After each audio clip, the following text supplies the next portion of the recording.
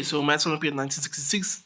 This is hello everybody. Welcome to my YouTube channel. This is question 3 out of in year 1966 of the Maths Olympiad. Here's the question: prove that the sum of the distances of the vertices of a regular tetrahedron from the center of a circumscribed sphere is less than the sum of the distances of the vertices that from any other points of space. Right. So what I'm going to do is draw a diagram of a regular triangle, not a regular triangle. I mean just a normal triangle, because regular would mean equilateral. Notice how the sides aren't the same D, E, F. They can be any values for now. Then the general case is focusing on the smaller triangles, which what I'm going to do now. Let's focus on the small triangles over here. And let's come up with a theorem. This will be theorem 1. And we know that z plus x plus y equals 180. We know that z is equal to 180 minus x plus y. We also know that sine minus 80 minus q equals sine q. Therefore, sine z is going to equal to sine x plus y. We also know that we know that sine, because sine, we know that this is true. And therefore, we can actually make it so that sine z gets replaced by sine x and y. And we can make q the subject of the formula, p the subject of the formula to get these two equations. From the previous thesis proof, we can say that for a triangle with angles ABC and opposite sides ABC, this is going to be what the length B is going to be relative to C. Okay, let's start with a few rules. Rule 2, all angles are positive and thus greater than 0. They range between 0 and 180, but the sum of the three angles are equal to 180. The total length of these points is greater than 0. And so if we calculate the maximum and minimum points in terms of f of x equals y, using logic, multiplying a maximum, set maximum and minimum won't yield a different value, x value. Example, 2fx equals 2y. It has the same minimum x value as f of x and y. Okay, now let's refer to diagram 1, right? We know that a plus b plus c, right? Those small lengths within are going to equal the total length of the sums, right? Which is our sum length. Then we're going to expand, multiply both sides by 2. Let's just call this new equation G, rearrange a plus b plus c. Then we're going to apply theorem 1 to get this huge mess. Then you'll notice something, right?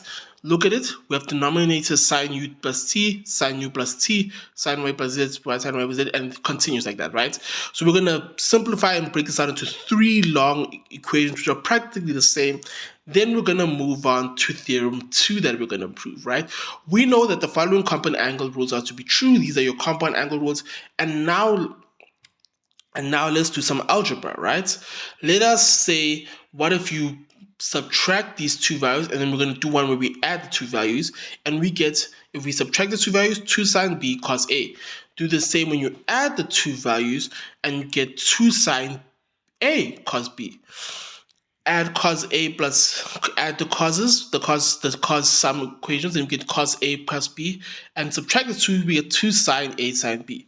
This gives us this nice table of what this is the formula product. Now, when you look at this, what happens if we replace x plus y over 2 and b with x plus minus y over 2? That gives us this. So we can know how to turn a sum of an angle into a product of an angle.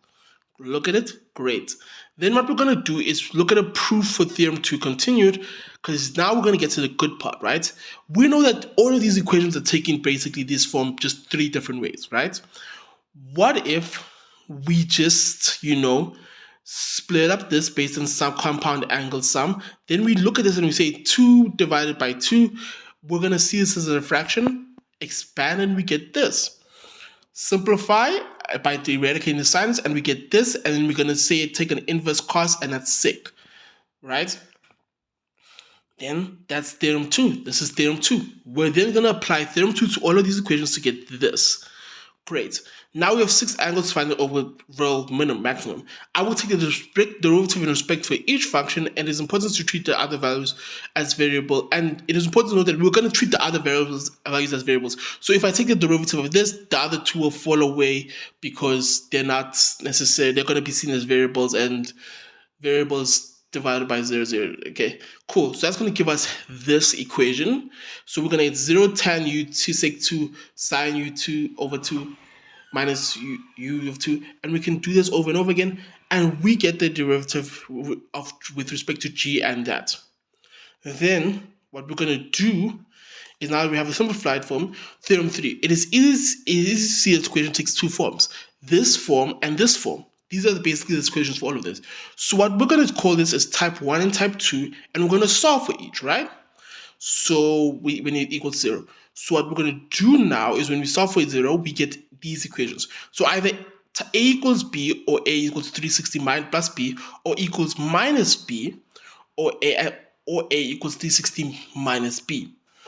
These are our four possible values, and we have to cancel out all type 1 equations because it violates rule 3, and we have to cancel out the second one because it violates rule 3. So that gives us theorem 3 apply.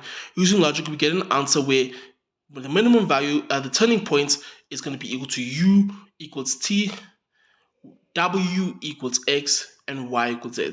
Then applying this rule for an equilateral triangle, we can prove that the centroid of the triangle, diagram 2, and the intersection between the three lines perpendicular to the base and have one end on the tip of the triangle by the opposite side. This gives us our smallest possible base for the line. Now all that's left is the height. So this is basically the minimum bases are these small red lines. Then this is the centroid, and these are the right angle triangles that I was talking about in my description. So now we're going to find the smallest possible height. Looking at diagram 2, we can see the centroid serves as a base directly to the bottom. Imagine like we cut the tetrahedron into 3 equal parts via 3 bases and isolate these images as right angle triangles. Then isolating these triangles in a 2D plane, we combine them to form a isosceles triangles. Now notice that if you choose the center of the circumscribed sphere as a position, the distances between each vertex is equal to each other. So basically, what if we took like half, what if we made each thing a half, and then when we combine the triangles, we get this shape, right?